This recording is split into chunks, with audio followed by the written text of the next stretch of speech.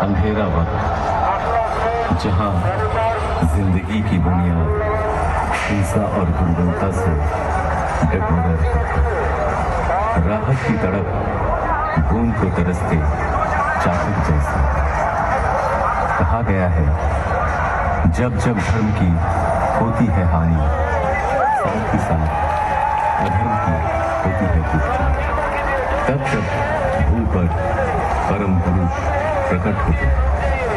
उसी सन शरद ऋतु का आगमन हुआ। मानवता के लिए आशा भरी एक नई सुबह आई, जब देश के पूर्वी प्रांत के एक छोटे से गांव हिमायतपुर बहती हुई नदी पद्मा के किनारे पैदा हुआ एक प्राण। भले बुरे के विचार से विध्वस्त धरती को राह दिखाया, आए मुक्ति दिला। अचंभित रह गया हर कोई जब जन्म लेते ही खिलखिला कर हंसने लगा बच्चा।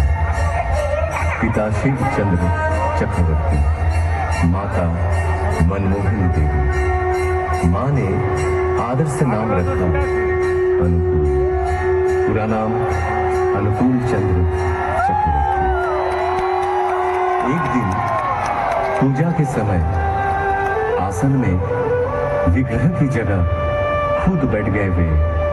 डांट फटकार मिली तो कहे, पुकार तो रहा था वो मुझे।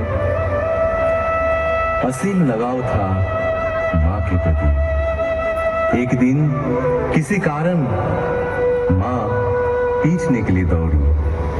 भागने लगा बच्चा। पैर में चुभती हुई गर्मी का एहसास हुआ।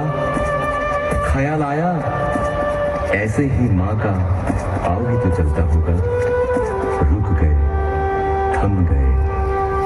पिटाई पड़ी, उससे भी उनका हृदय आनंद से ही भरा था माँ के लिए। उम्र बढ़ी, ज्ञान विज्ञान के अनंत पाठशाला पहुंचे, जहां दुनिया में एक के जैसा हूबहू एक और नहीं। वहां सिखाया जा रहा था एक और एक दो। नहीं मान पाए और क्या, हम साधारण मानव पीछ ही तो सकते थे उन महाज्ञानी को। बारिश का एक दिन गहरी एक खाई, डूब रहा था एक बूढ़ा प्राण। बचाव के लिए पुकार रहा था हाथ बढ़ाए हुए। जीवन बचा तो बूढ़े ने बोला, क्या तुम ही मेरे अल्लाह हो? जिंदगी भर ऐसे अनगिनत हाथ सहारा तो खोजते रहे उनका ही। उम्र और भी बढ़ती गई। पिता की इच्छा से पहुंचे कोलकाता डॉक्टरी पढ़ने। शहर में बिगड़ सकता है बच्चा, इस एहसास से घर से पैसा तंगी से ही भेजा जाता रहा। बड़ी कठिनाइयों से गुजरे हुए दिन रहने लगे गरीब मजदूरों के बीच, पर हालात से हार नहीं मानी। असहाय साधारण जनों के हृदय में बहा दिए करुणा की धारा। समय के पलटने पर लौट आए गांव, वहां भी चलने लगा वैसा ही प्रेम और करुणा का सिलसिला। फिर एक दिन महसूस किए हर बीमारी की जड़ है मानव मन। और क्या, निकल पड़े मन की रक्षा करने। गांव में सबको इकट्ठा किए, चारों ओर गूंज उठा कीर्तन।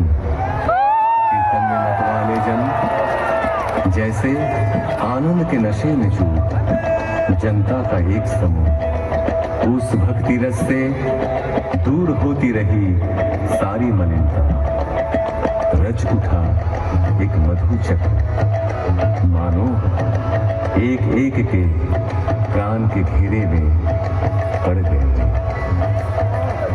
उनके श्री मुख की वाणी सुनकर नवजीवन पाए सकल जन।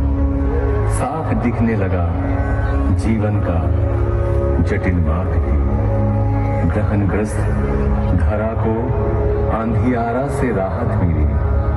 जो भी पास पहुंचे तन मन से हुए हर्षित। हर एक जीवन की पटकथा परिवर्तन के मूल कारण ही थे वे। केंद्रित कर उनको एकत्रित होने लगे लोग। आए अर्थार्थी ज्ञानी जिज्ञासु संत भी पहुंचे। दुर्जन भी, त्यागी संसारी धनी निराश्रय निरक्षर सब आते रहे आशा की किरण में परिस्नात हो। रचा कर्मशाला रचा ज्ञानशाला आपूर्ति के लिए आनंद बाजार भी। आश्रय पाने आकर प्रश्रय ही मिला हम सबको बेहतर जिंदगी की ओर। उनको घेर के जो मंडली तैयार हुई उसे सब पहचानने लगे सत्संग के नाम से। ऐसे ही एक दिन अचानक उस गांव का सब कुछ पीछे छोड़ कर्म भूमि की हर कुछ त्याग चल पड़े पश्चिम की ओर। पहुंचे देवघर। साल भर बाद आई देश विभाजन के हलाहल से ग्रसित राष्ट्रीय स्वतंत्रता। अनगिनत घर बिखरे, अनेक प्राण बिछड़े। निराशा के वक्त कितनों को शरण दिए वे। शुरू हुई वही कहानी दोबारा। महामानव की लीला का अंतिम पर्व देवघर में ही हुआ समाहित। जो रहे उनमें समाहित, जो रहे उनमें मगन, समकित हो आज भी पाते हुए अपने जीवन में हर एहसास में हर कदम में यजन याजन इष्ट भृति के माध्यम से नियमित निरंतर ठाकुर को संग सुधा पाए हुए कई जन आदेश पाकर या तो अपनी इच्छा से दिल और दिमाग से भी किए कोशिश पर असफल रहे। वो कोशिश मानो एक तितली के अपने पंख लहराकर आसमान छूने का प्रयास जैसा। उनका संपूर्ण बयान करना कठिन ही नहीं असंभव साबित हुआ। उनका व्याख्यान हो सकता नहीं, होता ही नहीं। ठाकुर की उपमा केवल ठाकुर ही है।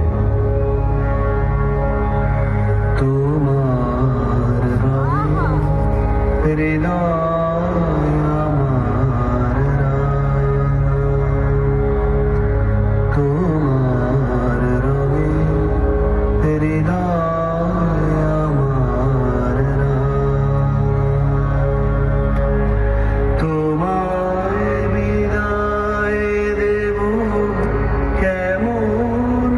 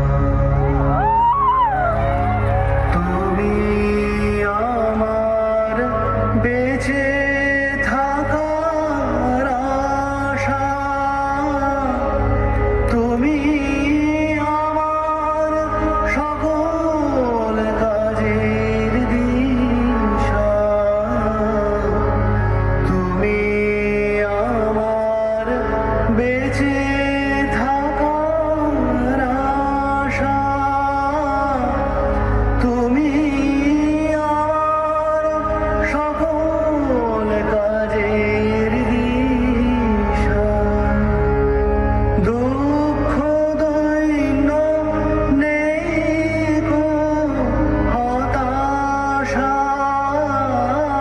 দুঃখ দৈন্য নেই কো হতাশা প্রভু তুমি আছো হৃদয় জুড়ে তোমার রঙে হৃদয় আমার রাঙা তোমার